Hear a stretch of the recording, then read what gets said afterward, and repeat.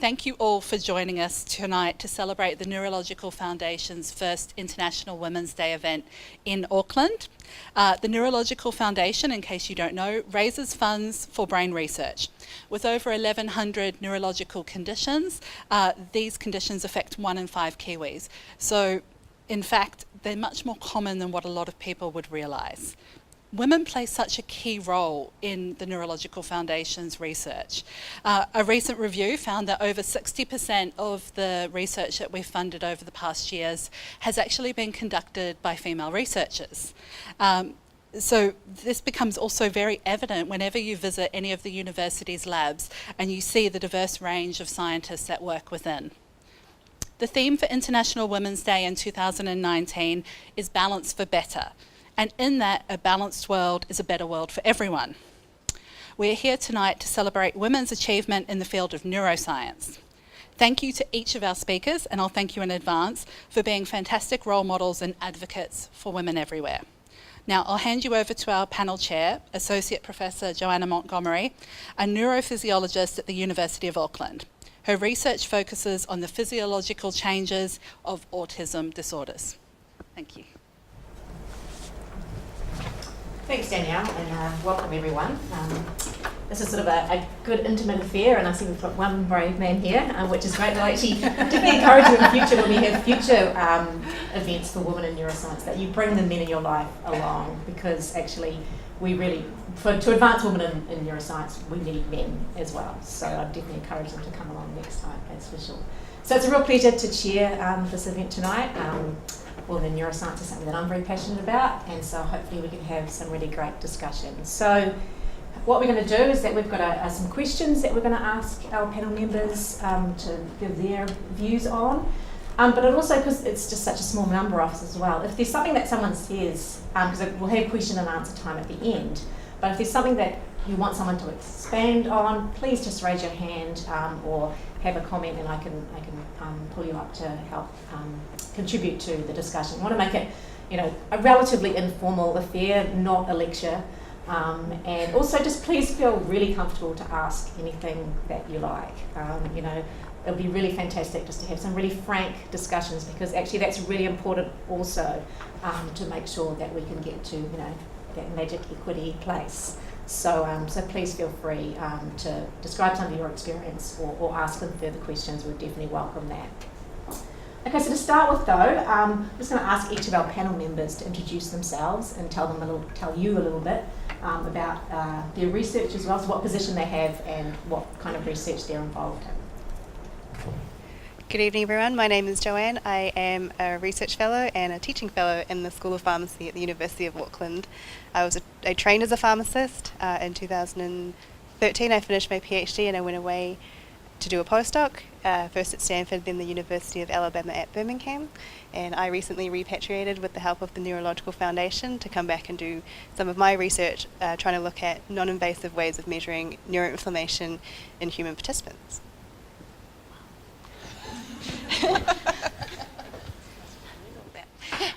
Good evening, my name's Sue Mahon and I am a lecturer at AUT. Got some of my past students here for support. I finished my PhD last year, and my PhD was predominantly neuropsych focused, so doing research on stroke and cognition. That's sort of my passion, looking at long-term outcomes and cognitive function. So I'm the program coordinator. There's a new pathway now in psych where you can get your registration as a rehab psychologist. So I lecture on that, and I'm also / research fellow as well. So I'm running a little randomised control trial at North Shore Hospital at the moment, looking at a computerised based program to try and improve cognition in people that have had stroke, so sort of an acute stroke. And / doing my internship as a psychologist this year as well, just to put another qualification in my bucket. So I have a lot less to say. My name's Akshata. I'm a PhD student at the Center for Brain Research at the University of Auckland. Although I'm pretty sure yesterday was the last day of my undergrad, so I'm not entirely sure where the other years went by so fast. But my research is looking at how cancers that develop outside of the brain, particularly melanoma, which is a skin cancer, get into the brain by penetrating from the blood into the brain, by penetrating what we call the blood-brain barrier. And it's focusing around the structure in the brain that's supposed to protect pathogens in the blood from getting in. But in melanoma and other aggressive cancers, this does happen, so I'm trying to figure out what it is that these cancers express that allow them to do that and what we can do to stop it. Hi guys, I'm Phoebe. I've actually just moved back up to Auckland from studying in Otago to start my PhD up here in the School of Medicine. I'm based at the hospital and I'm doing stroke research, more specifically looking at whether or not an antidepressant will help with recovery of movement in the hand and arm in people who have had a stroke. Yeah. Thanks, guys. So a few of you touched on this already, but can you tell us a bit more about the career path that you took to get here? Some of you have gone through a more standard way, some of you haven't. Does anyone want to comment a bit more on how they ended up where they are now? So as I said, I did my undergraduate study in neuroscience in Dunedin. Last year I did my honours, which was actually in something totally different. It was in polycystic ovarian syndrome. Mm-hmm. It's a fertility condition, if you don't know what that is, but I was looking at the neurological factors that impact it. But I previously worked with my team up here in a summer position doing some stroke research, so I decided that would probably be a bit more up my alley, I think. And yeah, so made the jump, made the move, and I'm here. So I did my undergrad in Auckland, University of Auckland as well. So I did a biomedical degree, after which I decided that I wanted to do more work in science. So the idea for me at the end of my undergrad was to actually teach and become a teacher, but I realized that I didn't want to teach science without doing this extremely important part of science, which is research. So I decided, because I had the grades for it, I do an honours year, and I managed to find a project and a supervisor that kind of aligned with my interests in undergrad. And so I did my honours year, and it was actually during my honours year when I realized that research could potentially be an option for me as a career. I'd actually never thought of doing research in high school or through the first few years of my undergrad. It was never something that I thought I would do, but when I'd actually done it and when I got the first-hand experience of doing it in honours, I realized that I quite enjoyed it. It was something that was also something that I found myself that I thought I could do over time, just because I just felt like there was more potential in research, just because you ask yourself one question and then you find yourself asking more questions at the end of your project. So there's actually a lot of potential there to keep expanding on, and so I decided maybe I could do research as a proper career, and so went into a PhD straight from that. And here I am. And so I was what you would call probably a late bloomer compared to you guys. As these guys have heard this story probably 20,000 times. So how I really got into this and into research was actually through a substantial change in my life situation. I went through a marriage breakup 13 years ago and thought, holy shit, what am I going to do with my life? I've got no qualifications, I've got 3 kids, and I also had a child that had a grade, he was a preemie, grade 3 into ventricular bleed. He was 10 weeks premature, just really bad luck, and he still has it, cerebral palsy. So I sort of thought I was living overseas in Hong Kong, and I thought, what am I going to do with my life, And I thought, I looked at Harry and looked at the adversity he faces in his life, because he's got quite significant cognitive impairment, and he faces challenges because he can't walk and all sorts of things. And I thought, what can I actually do to try and improve his outcomes, but actually look into it a bit more so I started undergraduate at 38, and I've literally been studying for the last 13 years. As I said, now I'm doing my PG dip in psych practice. My partner's a bit sick of me now.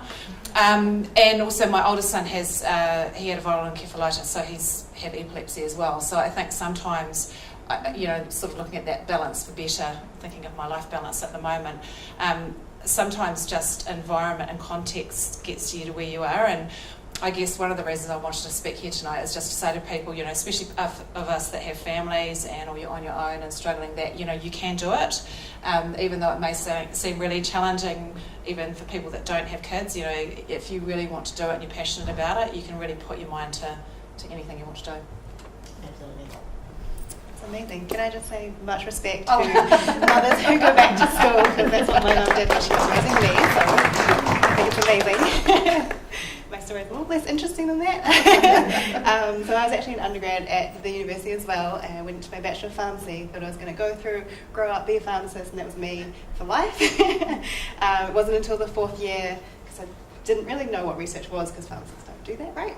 Didn't really know what a PhD involved until they made us do research, and it was horrible. I did it in a group. It was a miserable year. And then I thought, if I was to do this by myself as a full-time job, it would actually be kind of cool without, the other, I guess, the complications. So I was doing a really interesting project at the time. I don't know, it might be before some of your guys' time, when BZP and TFMPB were legal party drugs. So I got to do a little trial looking at the effects of these party drugs on the brain.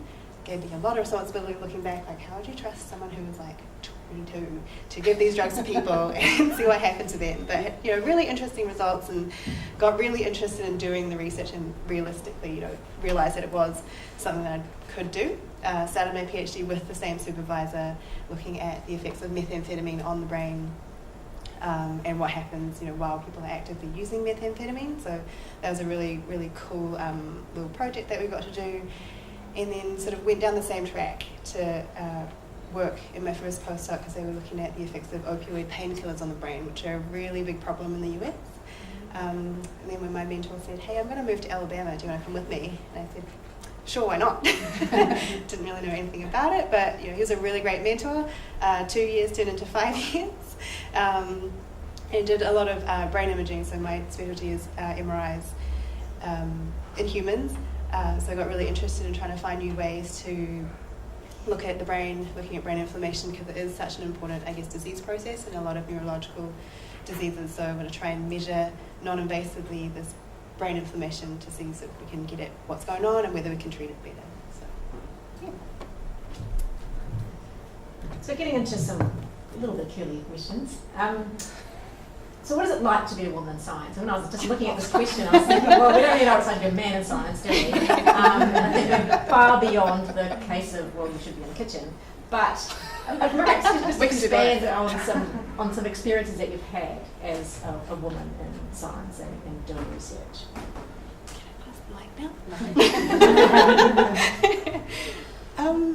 I can't say something that I kind of register on the daily though. Like it's kind of an odd thing to sort of. Which is a good thing. Yeah, because I don't miss the thing that, oh man, should I be here or am I doing good? Because it's kind of nice that I don't have to think that on a daily. I guess I don't know if you guys.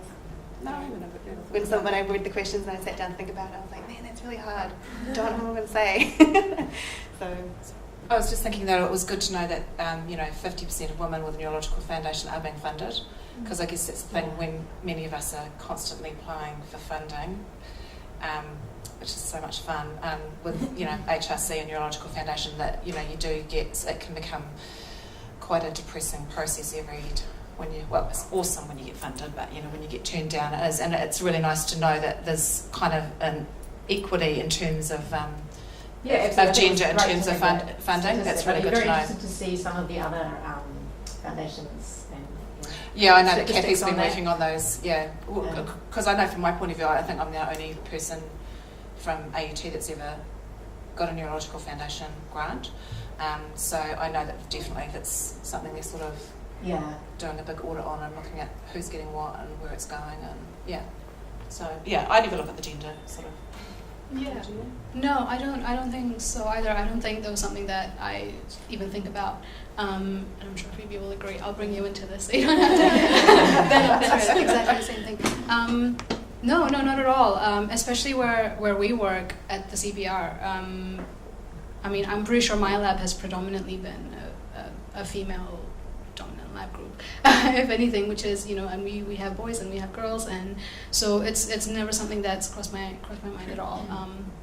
So I guess from like going from here on, I guess being a woman in science just means, well, we can give back. Now we've got the opportunity to be here now. Now it's just time to do robust science because we can. And I guess, that not everyone can say that. We can in New Zealand, but maybe in other places that's not. The statistics might be different. I've definitely only worked in predominantly female lab groups. That I don't know if that's just my choice, but probably it is.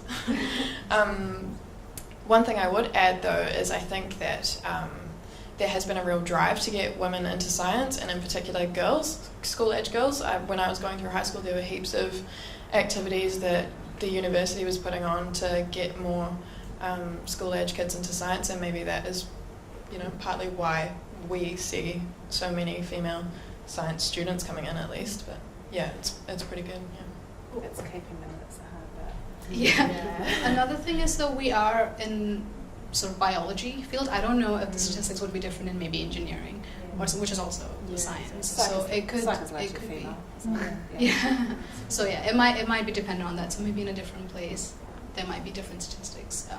If we're going at 60-40 to women over here, it might be different in engineering. I think the studies have certainly shown at the more junior levels there is a predominance of women, but unfortunately as you go more senior, that balance does switch. Yeah. So just going a little bit off script here, just from what you were just talking about, is there anyone in particular, is there someone that was a great role model for you that inspired you to come into research through lectures, a teacher? Oh, funny enough, mine's actually at Auckland, Suzanne Barker-Collar, so yeah, she's one of my mental gurus, and we've done lots of projects together that she's worked on. That's really how I sort of then changed to focus. I wanted to do psych, and then I thought, no, just the brain and neuropsych was just so interesting to me. And so, yeah, Suzanne would probably be predominantly my up there person. Anyone else have a specific person that you can think of? I've been really fortunate to have really good mentors through my career, and they've actually all been male. But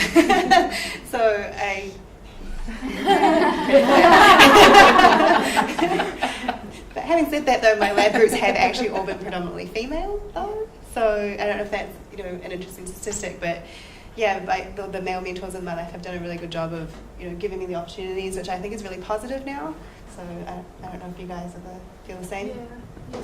With research, less so with research, but as I said, because I was thinking of doing teaching in my undergrad, so one of the people who actually told me to consider research was Angela Sai. Do you guys know Angela Sai? So she teaches in the undergrad labs, and I thought the way she coordinated, not the labs, but just the entire course was really good. So I had actually gone to talk to her about teaching as a whole, and she was the one who sort of said, well, by the way, you can do teaching after doing research. you can teach undergrads and whatnot. So I guess, and as a female lead, she was there who actually guided me through to come into this field to begin with. But after that, I think in my research, it's mostly my supervisors who are men and women as well, who all nurtured me through my PhD and hopefully into my postdoc as well. Just my primary supervisors for both my honours and my PhD work, they're both really awesome women. I had Rebecca Campbell as my supervisor in Otago. She is amazing. I want to be her, hopefully. And Kathy Stenier up here is also really great. They are amazing scientists and also just really well-rounded women, knowledgeable about a whole bunch of things, and I think that's just really inspiring, and it really drives me forward when it comes to facing my own research and making sure that hopefully my knowledge can eventually be as well-rounded too. Yeah, I think you can't underestimate the importance of role models, especially strong women in your life, especially when you're coming up through your PhD, you'll be able to see women that are actually doing it, that actually seems, even if it's not a direct message and you may not necessarily interact with that person all the time, or at all in fact, but actually just that sort of somehow just sort of diffuses into your consciousness somehow, and you just see other women doing it, and so it just makes it more normal, which I think helps a lot. But having said that, my background, all my supervisors are also male, but they were real champions of and that's what you need, right? And for you as a person, not you as necessarily a male or a female, but you as a talented scientist, and then it doesn't make any difference whether you're male or female. Well, also it's your scope of interest as well, isn't it? It's what sort of floats your boat and what you're passionate about. Absolutely. And sometimes it is more a male or female. Yeah, depending on the field. Yeah, absolutely. So do you perceive that there's any lack of balance or equity in research for female scientists? No. I guess we just sort of talked about that in our field, or at least as students. Probably no, I wouldn't say so. Not that I can notice, or not that it makes me mad or sad, or So no, I wouldn't. I don't know how you find this, Joe, but I think there definitely is, probably in academia more than research, there's still quite a big power imbalance between males and females. Absolutely. Yeah, I think it's quite interesting what you guys were saying about undergraduates that go into, because I most recently was in the Department of Psychology, and it's predominantly female, but then of the sort of tenure track faculty people that were around, they were predominantly male, which was probably not great. Not a great representation, I guess, of the talent going into psychology, and why are they leaving, when are they leaving, like is there anything that we can do to change that kind of thing, because the I guess assistant associate professors and stuff were predominantly male in the department, so there must be some imbalance, right? Yeah, and they've all got the head jobs and the vice chancellor and that. Well, we can change that. How is what we need to know. So, relevant to that, so what are the challenges that you think face women, especially as, or you think might face women, as they become more senior as well throughout their career?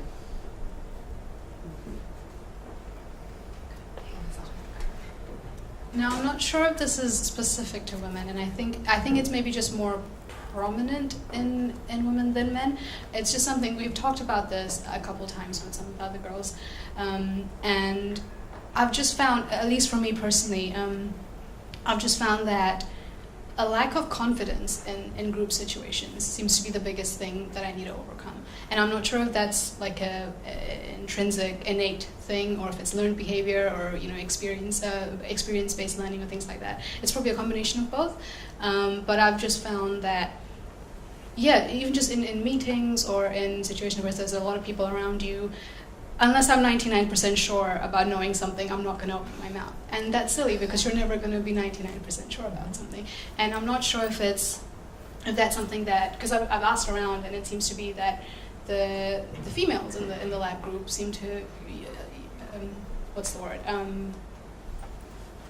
relate to that a little bit more than the men, and that might be completely different in a male-only lab, where there'll be some men who are a little bit more confident than others.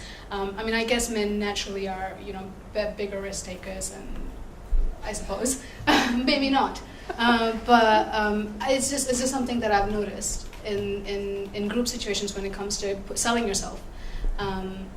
That's just something that I've had for myself, which I've had to sort of come over.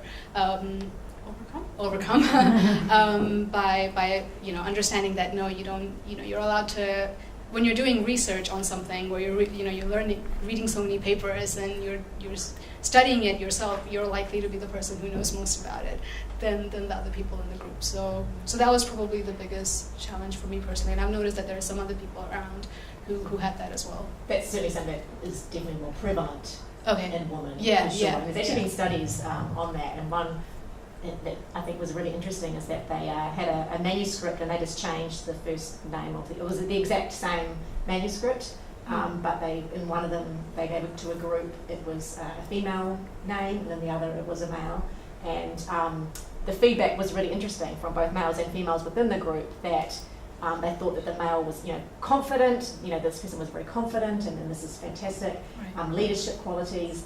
The woman, the exact same thing that was written, that was judges. I think she's a little bit too out there for herself, and it was really interesting. Just the change in the name. And we're all, I think, males as well as females actually can be biased in that way, which is interesting. Yeah, no, for sure.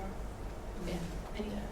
Well, I think that sometimes women have a tendency to go like, oh, I don't want to say that, like they might not like it, or I don't want to be a pain to someone else, and I don't think men always do that the same way. So maybe it just sort of translates, come across as bossy, but yeah, I think there's just a difference in perception there, but it's difficult to say, but definitely from both men and women in the from the receiving end, you have different perceptions about what a man and a woman are like, even if they might actually be the same. So did you want to add anything to that? I was just going to get a bit of a giggle actually. I don't give a cue when I'm in a group situation when I say, do I?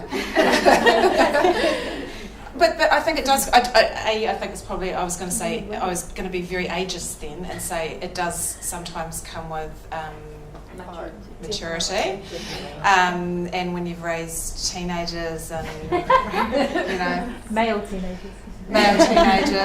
I think that certainly sometimes there's a bit of context to that as well. Sometimes you just, you are a little bit more confident. But I found definitely since I've finished my PhD, when I started publishing, that certainly gave me confidence in going through your Viva, obviously. I mean, when you're in, when you're just saying about being in a group, you've always got to remember that when you're doing your PhD, you're the one that knows the information. Yeah. You are the, the person that knows the most. And I think definitely it comes with confidence. I think once you get through that process, you'll start feeling a lot more confident as well. And because there's no reason why you shouldn't, if you sitting there, because that's the other thing, there's nothing worse. I'm sure Joe's found this when you've been in a meeting and you want to say something and you often don't say something, and then you go home and you think, I should have said something, Absolutely.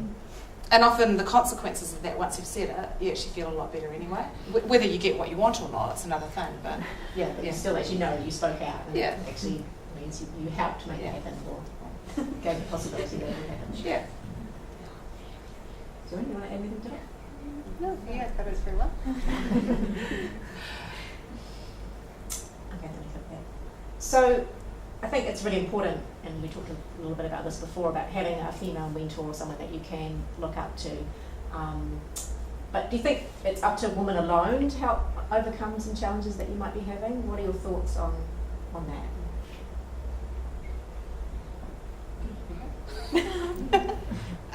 I don't think so. I don't think it's just on us to sort of, prove. I don't think we should have to always be proving how capable we are. I think it's time.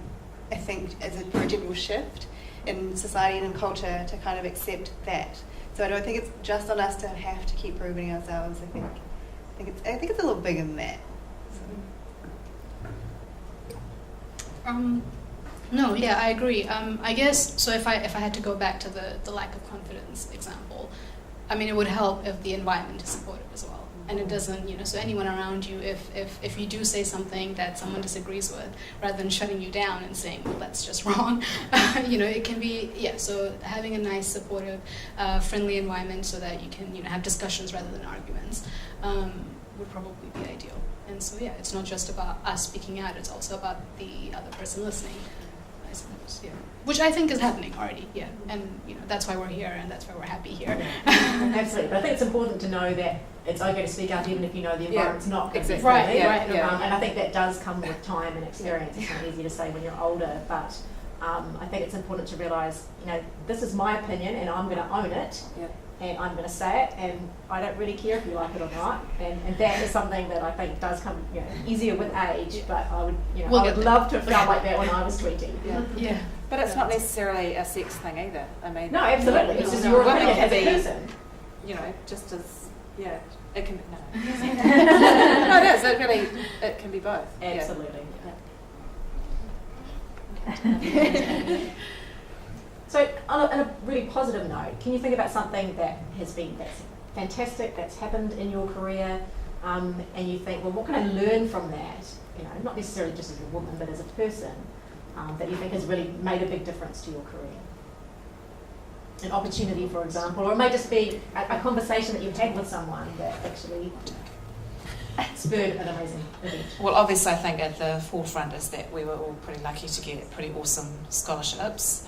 I mean, if we hadn't had, I'm just speaking for myself, as said, having kids and everything else, it took an incredible amount of pressure off, having to work and I mean, you know, and be able to do a full-time PhD as well. So I think in that way I personally feel that was an awesome accomplishment, and I'm very proud of that as well, because a lot of people get knocked back with scholarships as well. It's not exactly an easy thing, and those of you who have applied for scholarships to get funding. So, you know, I think for me probably that was a pretty good start.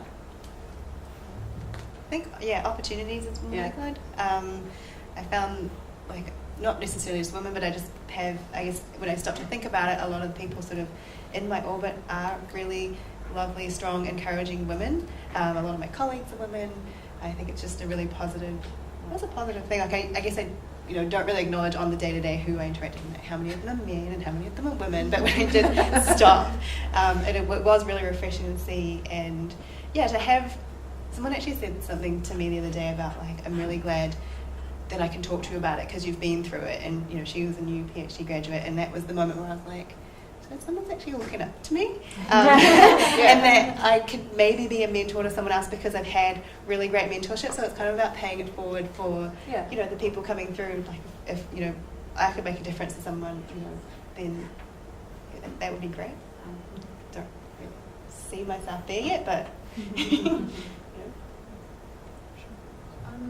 No, I would just say the same, being given the opportunity to be here and to be here as well, like doing this, which is something that I never thought I would do. And I mean, with the Neurological Foundation especially, we've got another event coming next week, and just doing those things outside of the lab, outside of research, where in the lab we do the work that we do every single day, but when we come out and we meet people and we tell people about what we're doing, that's the part where you realize, oh wait, that's why we're here. That's why we're doing this medical research, is so that we can give back to people. And when you can explain that to everybody else, it's really nice. It sort of just teaches you perspective and things like that. So maybe that. Phoebe, did you have any special? Oh, sorry. No, I think just the opportunity to give back and engage with the community as well sort of brings a wider meaning to everything that you do, and that's definitely very valuable. I was just going to say one more thing too, is the networking is always an awesome opportunity. So if you guys are going to go into research and go to any conference, go to events like this, where you're meeting other like-minded women, that are probably in similar areas or wanting to do similar things, because networking is just an awesome way, especially in Auckland. There's lots of groups that, depending on what you want to do, and you often, and that's certainly for me, doors opened. I mean, when I was doing my undergraduate, I got a job offer I started as a research assistant, and that opened one door, and then it started opening another door. So, I always say, don't ever feel, I never like to use the word lucky, because you probably, like all of us, we all work hard, and things happen for a reason. As I said, doors do open if you just put yourself forward and you get the opportunity. It's Makes sense. So often in many magazines you'll see things about getting a better work-life balance. It seems to be a major target, or I don't know, sticking point maybe, I'm not sure, for a lot of women. So I wanted to ask you guys about what you think about work-life balance. Is it something that's something that you actively think about? And what do you do to help achieve a good balance? And balance obviously can be defined any way you like. It actually became really apparent to me that Kiwis generally do it a lot better than the rest of the world, because the US don't really do it that well. And I found myself, I think, as I got on a couple of years in the postdoc, that I really had to fight for it and acknowledge that there are going to be the people who want to say they work 50, 60 hours a week, the ones that definitely make sure to send an email in the evenings or on Sundays to show that they're working. But I was really lucky. I had a supervisor who was pretty much of the, as long as you're getting your stuff done, I'm not really that fussed. In your 40 hours, not in half time or anything. So I think I made a point of sort of not just being overseas to do the postdoc and do the research, but actually like to experience life and have an adventure. So that was one of the top priorities for us while we were away, knowing that it was a limited time adventure, and it was just because they had created that expectation that even when you're on your time off, your 2 weeks off a year that you're allowed, you're expected to answer your emails and pick up your phone. And I just found that, I think it brought to the forefront of my mind how really unhealthy that was, and I appreciate that it's not like that here. I just had my first Christmas break back in New Zealand, didn't get any emails from work, got one from the US on the 28th of December. I was like, and of course they need it right now. So I think I really built in place things like, every day, well, not every day, I'm not that good. I would, at 5 o'clock, I'm going to the gym, and it's my thing. And if I was really busy, I would still do it and take my mind off it. I could come back to what I needed to do, but I realized after a little while, that was kind of like my thing to switch off. I don't care. I had lots of things to do. I would go to the gym. I wouldn't skip it. And I think it was sort of developing healthy, well, physically healthy, but also mentally really healthy habits. Because I feel like when I did that, I was happier to go back to my work and be like, okay, yeah, that was cool. You kind of solve problems you didn't realize you were having because you kind of took your mind off it a little bit. So that's, for me, been a really important thing, and to, have that time, friends, family, all of that, doing the things that bring joy. I don't have any life balance at the moment. Basically, my life sucks. Just this year. I guess what Jo was saying is really important. So, I'd love to try some mindfulness every morning. I wake up and I think I'm going to do a bit of, meditation and have 5 minutes out, just taking myself away from somewhere, and then something happens and I've, with kids sometimes it doesn't quite happen like that. But I think it's ebbs and flows. You've got to be realistic as well. Sometimes you cannot have a perfect life balance, and realistically for a lot of us it does not work like that. It's sort of 80-20, 20-80, it varies.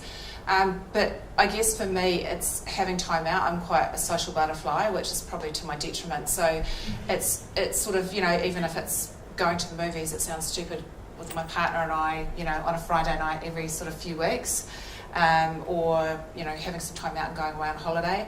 I am a terrible person with my emails.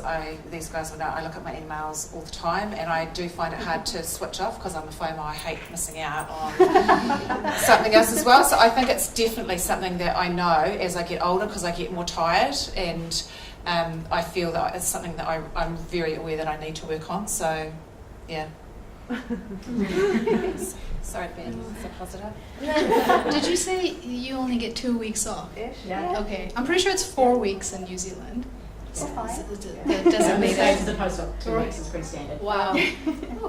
I don't have nearly as many responsibilities as you might. There's some children missing here and there, but I think for me, to find the work-life balance, it's just about finding what I need to relax. So if we're talking about getting 4 weeks off, I don't think I'm taking 4 weeks off each year. But then it kind of balances out, because some days I'll just go home early because I decide I'm not going to work. It's not going to happen today. That's okay. Just take a day off and then do a 12-hour day the next day or something. So it's just finding that. Finding what works for you on a day. And I think I'm lucky, maybe we all are, that we have that flexibility in science and in research, especially as students, where we're not, our hours aren't clocked. We can work as long as we've got a supportive supervisor who says, you can, as long as you do your work, it's fine. So we've got that time flexibility, and it's just figuring out, for me, it's just figuring out what works, and admitting to myself on a day when it's a bad day that it's a bad day and you're not going to get good research done. So just maybe do some reading and then do it tomorrow, and so that's probably.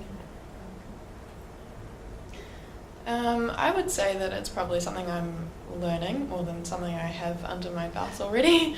My first few years at uni were like, I'll try to work hard, play hard, but especially in Dunedin, but you sort of find that it doesn't necessarily work that way.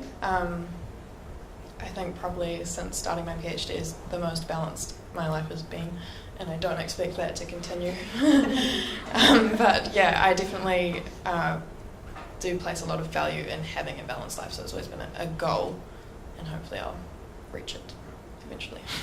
I think it's always an ongoing process, I think. Yeah, it is. And there's no magic solution. I think sometimes you see a woman, you think, oh wow, what's she doing? There must be some magic trick that makes it all work, and there's not a magic trick at all. And I think the sooner you learn that and just go with what works for you, and that could be very different to the person next to you, but what works for you is what's going to give you good balance, for sure. But that is that you're absolutely right. The flexibility of doing research is so much better than, having a normal job. Or that's one of the major perks. That is There's not many perks, but such, that's one of them. that is such a good advantage. So if you need to go home early one day, or it's So just to wrap up.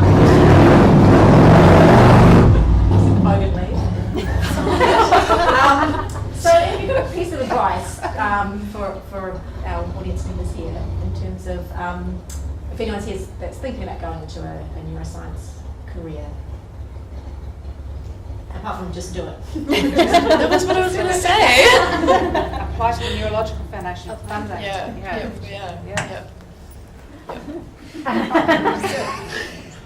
I would say find a project that you really, really like. I mean, that sounds really difficult, but especially if you're going to start a PhD, it sounds like a really cool idea before you start, but when you start getting to the stage 3 part, you'll find that there's lots of downs as well, and so you really need to care about what you're learning and what you're trying to discover to want to continue, because there will be days when you will hate it, and so finding that research that you really like, but also more importantly finding a supervisor that you really like and a team that you really like, because they're going to be your support system. I can't go home and talk about research because my parents will not understand anything.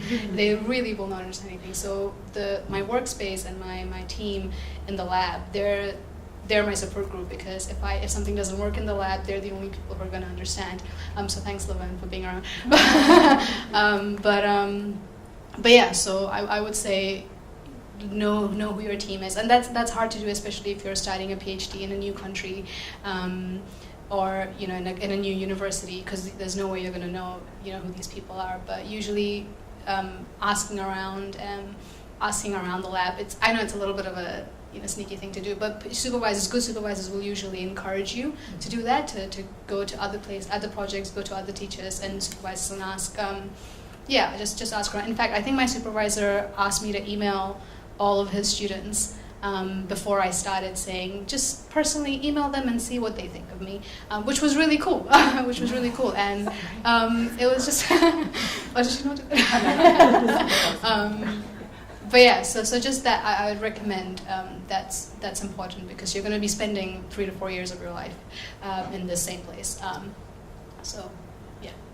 I would also say that having like other projects and stuff to compare to might help you find a better path, because you sort of realize, anything can sound exciting if you're like me and you have a wide range of interests, but knowing which one is like the one that really is what you really, really want to do, I think having other options to compare to is really beneficial in that. And exactly reiterating that sentiment as well. If you don't have passion for what you're doing, the topic, it is going to be the longest, hard, however long you do your PhD for, it is going to be so hard. And the other thing I think that, especially for my personal journey and experience, is I always thought continuously along the way with what I was doing, especially with stroke research and cognition, was how I was going to translate that. Because what you're doing also has to have meaning. You want to be able to, so where to from there. So after you've finished it, I think it would be, a sort of great injustice if you're doing this amazing amount of research as women and these huge projects, that you don't have somewhere to go from that. So you find out, you get your findings and you have these amazing results, and then think about how you can make an impact on that, how you can transfer the knowledge you're doing, that it doesn't just stop at your PhD, because once you get your PhD, really lots and lots of doors can open, and I think that was the thing I was continually thinking every time I assessed, and I assessed 260 people in their homes for my thesis. It was quite a lot of people, and every home I went into and every person I spoke to and touched my hearts, and I'd been along this sort of 4-year journey with them. I thought, what can I do from here? Now I know this research, where can I fill that gap now? What can I do to sort of go a bit further. So I think that's the thing. Don't just shut the door once you've done your PhD. If you're thinking of doing a PhD or doing any kind of research, sort of think about where you can go from here too as well. Definitely feel the same, but I also think we touched on sort of the surrounding yourself with the right people. Like role models definitely play a big role. Like obviously in your life, in your research life, you might you have a research supervisor, you have really supportive lab mates. You might want to have someone in your life that's non-research related or non-career related that you can go to. Or I mean, I had my postdoc supervisor was like, I can advise you on the career and the science kind of stuff, but you kind of want to get a life mentor. So I found, like an amazing female scientist kind of said, when I grow up, I want to be like you. So, you have different role models for different purposes in your life, and I think that's really important. And also to be really passionate about what you do, because it's a really rewarding and fulfilling thing that we're doing to hopefully, even if you make a tiny contribution to the science, I think that's really, really huge. Absolutely. So I want to give you guys an opportunity to ask some questions of our 4 amazing women here. So anyone want to start?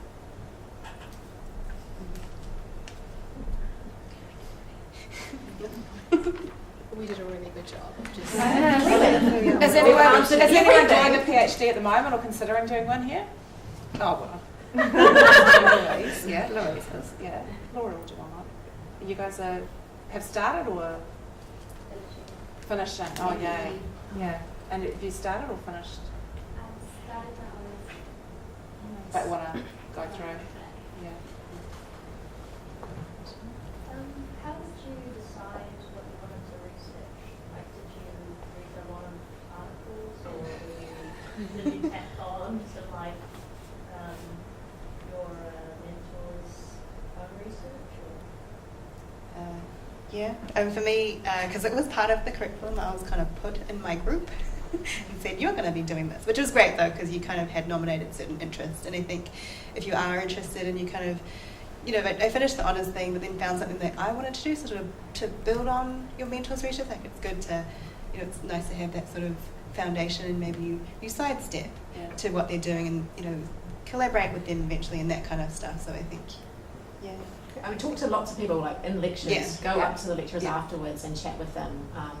Some do and some don't lecture on what their research interest is, and just talk to as many of them as possible, and arrange some interviews and learn a bit more about what goes on in their labs, and then that often really clarifies what's available and what you think you might love. And sometimes it actually evolves. I mean, sometimes you start it and then it just sort of takes its own trajectory, especially if you don't get the results you want to get. So sometimes you might start it. I mean, when I started, I just wanted to do psych, and I thought, I was quite interested, and then I thought I really didn't want to work in mental health, in the area of mental health. Not being disrespectful, it just didn't interest me as much as someone that had lived a generally healthy life, had a stroke, and then ended up with, isolated at home because they had really poor memory and cognitive impairment and fatigue and all those kinds of things. So it really, sometimes it's just a matter of, as your journey goes along with your study, you may just find one thing that just sort of really you think, wow, that's really interesting, and read. Yeah. But if you don't like it and you're reading, it's going to be painful. Did you guys want to say? My experience was a little bit different, because when I did my undergrad, I found myself doing a lot of neuroscience papers and a lot of cancer papers, just because I thought that those papers were interesting and I liked studying it. And I actually just found my supervisor by luck, because I just went to a biomed honors meetup where we got a chance to meet all these academics who had projects to offer, and I'd gone to talk to my supervisor about another supervisor who he was sort of stepping in for, and while we were talking he asked me what I was doing, and I told him that my interests were in neuroscience and cancer, and he said, well, that's interesting because I haven't advertised this project, but I have an interest in combining these two things together, and I thought, well, that's great. And so I was just lucky that I got this project and I happened to find a supervisor at the right time where I could combine these two things that I was genuinely interested in undergrad into an honors, which has also gone into my PhD. So yeah, I guess talking to lecturers is probably a good start, because they'll always have projects, but then if you tell them what you're interested in, they can probably alter a project to cater to you as well. Yeah, I think that talking to your lecturers and other people that you meet in a field that interests you is the best thing you can do, especially if you don't have experience with research in that field, because you might not necessarily take that much from the literature. It might not be realistic of what you could do initially, and they'll be able to tell you what they might be looking to sort of fill in their lab much more than I think anything else would be able to. Plus, it's really cool to get an impression of people you might want to work with and how passionate they are about their research as well. I think is really cool and useful to see. I just thought of something just when you were answering that, which is sometimes you might have a topic that you're really interested in, and then you'd start doing research in it, but then you might realize that you hate the techniques, or it's just, I don't know. So, but that's something that will come down the line. So you might just choose as you progress through your PhD that you want to do a project where you get to do really cool science, or like cool new science that no one else is doing. And I guess in that case, it's okay if the topic might not be something that you thought you'd be interested in, but because you really like the technique, you decide to sort of adapt to the new topic. But that would come, with experience and with practice, and annoyance, I guess. And then you've got the quant versus qual too. I mean, some people just want to get people's experiences, and others just want to, just get data, use data. So that again is there's a big divide. Some people that do qual just don't want to do quant at all, and vice versa. But I think in today's research, certainly in the big trials we do now, it's augmented. You have to have both. Data can't, you need people's experiences to augment, the data so that it has some kind of meaning to it. Otherwise, numbers don't mean a lot. It's great for epidemiology research and when you're counting and prevalence and stuff like that, but sometimes you just need to get down to the grassroots and ask people what it really is like for them. That's me personally. I feel like that. Yeah. Question.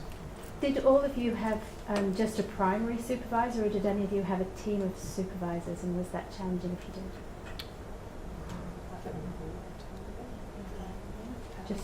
I had a primary, a secondary, and then as part of regulation, you have an advisor as well. Yeah. It's always good.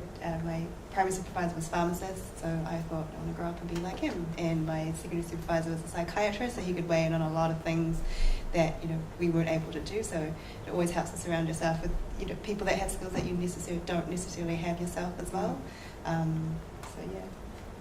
Yeah, I was about to say, primary. So, and actually then I did bring a biostatistician onto my team at the last sort of year to help with some encryption. Same, yeah. I have a key primary supervisor, and he's the supervisor who I talk to all the time. But then I've got, I think, three co-supervisors, and then I've also got a co-advisor. So I've got a lot. I've got a big team, but I don't really talk to my co-supervisors nearly as much as my primary supervisor. It's usually good because all my supervisors are from slightly different fields.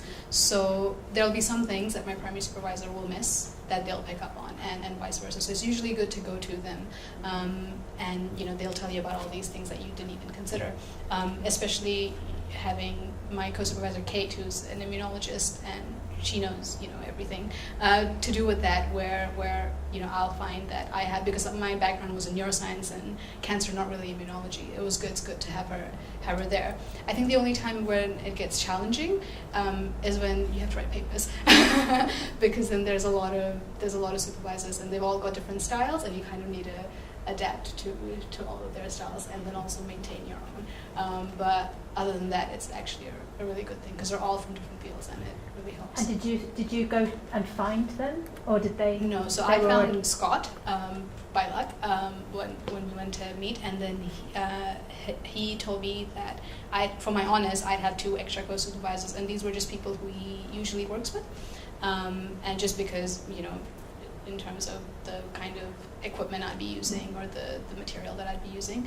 And then because I do cancer research in the Center for Brain Research, we needed a cancer expert. So we went to, the person who we'd get our melanoma cells and whatnot from. And then very recently, the co-advisor got added to the group, again, just because we needed to expand and get more equipment, more material, and collaborate. So they sort of just stem from collaborations. Yeah. There's a question over here.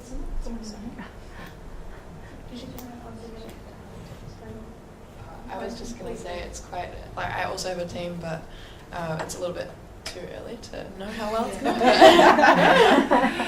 go. It seems good. They're all really awesome people, so I think it'll be very good. And in the past, I've also had co-supervisors and an advisor, and that was really beneficial because it just gives you another point of access, I think. How do you find, though, communicating with more than, and do you just do group emails all the time? Group emails, yeah. It depends how big they are. I think feedback's the most variable thing. You're going to have primary supervisor should be main person. That's why having a really big team can get quite, especially if you've got people giving feedback and you're constantly having to look at changes, and yeah, it can be quite a nightmare. So my advice too would be really organised and set. Maybe one supervisor might, look at your first chapter or your intro, and then the second might look at another, and then when it all comes together, everyone might have a good look at it then. But when you're toing and froing, I keep it quite minimal, otherwise it does become... Yeah, you sort of need one main person. You need one main person. And then just bits to the others. That's their expertise. But if you start getting their, 5 people's input into your thesis, you're never going to finish. And your primary should be the person that's giving you your main feedback and putting the main effort into it as you're going. My question is slightly less scientific on the sciences side of it. So as a kind of new researcher and starting my PhD and everything, science can kind of seem very all-encompassing, and it seems like it's your primary goal in life. But I think we all kind of sometimes face how do you balance that with other goals in life. So whether that's starting a family or traveling the world or going and doing sports events and stuff like that, how did you guys kind of juggle that? Because I find that to be quite a big challenge at the moment, knowing that I want my science to really excel and go in one direction, but also my personal life. Kind of marrying those two up seems sometimes incompatible, especially when you have to sometimes go overseas and do postdocs and come back and juggle around lives and like that. I think again it's sort of that ebbs and flows. Sometimes you'll have lulls when you can go and do those kind of things. It's always a relief. Always, when you get your first chapter or your first draft of something in, and then you think, I'll have a couple of days off now. So I think it's important to do that. If you do a hard slog, then taking a bit of time out. And I found that I don't need that, I've got a loud voice. Procrastination is, you do, I don't know if you guys did. I spent a large amount of time procrastinating. And that would be my only advice too, is always have dates, because I think if you have dates that you have to have stuff in by, it certainly gives you a bit of structure, and then after it, when you've met that date, as I said, then you can have the kind of, but you make it work. You make it work because you're doing what you're doing, and you wouldn't be doing it if you didn't think it was gonna work. I think also with this job, it's you're doing this because it's something that you're really passionate about, right? And it is actually something that you can literally do 24 hours a day, 7 days a week, and there'd still be plenty to do, right? And so sometimes that makes it very hard to draw the line. But I think, as you were saying, there are busy times and less busy times, but even in the really busy times, it's really important to still have time out. And sometimes that you can be just so embedded in something that it's actually really hard yourself to actually know that you need it, and that's when it's handy to have someone to say, hey, we're going to go for the day somewhere and you're coming with me, no arguments kind of thing. But you've got to be able to set those sort of boundaries yourself as well, and say, well, I'm saying about going to the gym, or what's something else that you love to do, and that's a time where you just say, this is what I own. And I know for me, there's been times when I've let a lot of work infiltrate evenings and other events, and then suddenly you realise I'm not going to get that evening back, or I'm not going to get that event back. And so that's when you're like, you know what, if you know you've done enough, and so it's like, right, this is my time now, and that doesn't mean that it's anything negative about your work. It's just that you've got to have a life. And it's actually really important to make those boundaries and try and develop and talk to people about different tools to help you switch off. There are some things that, for me, like team sport is just such a great way to switch off, because you literally can't be thinking of anything else. or diving in waves or something. So things like that. Find whatever you love to do, and that helps you switch off. The great thing about science, though, in terms of travel, is that, you know, or if you can, always try and take on some time when you're at a meeting, because usually you don't have time. But if you're in Chicago or whatever, you know, then add a few days at the end to be able to travel. And as your career progresses, sabbaticals are great. You get to go live somewhere else, and that, I think, is another huge perk of academia, is that you can actually go and live somewhere else in the world for a while, but still do science, and have 6 months where you don't do any admin, which is also great. So there's some great perks with it. And collaborate too. You meet some Yes. awesome collaborators at conferences with networking and stuff like that as well. And then go visit the labs and talk to your supervisors, especially because it's very likely that your supervisor is collaborating on something that's relevant to your research. So, you know, at some stage during your PhD, take advantage of that and go and visit that person's lab, because it's a great way to sort of postdoc shop, but also a really great way to see a bit of the world as well. That's really great advice. So we're going to have to end it there, unfortunately. Sorry, I'm like creeping on. We do have catering and drinks next door, so you can all come next door to enjoy a short evening with the panelists. But let's first thank all of the panelists for joining us tonight and celebrating International Women's Day with us.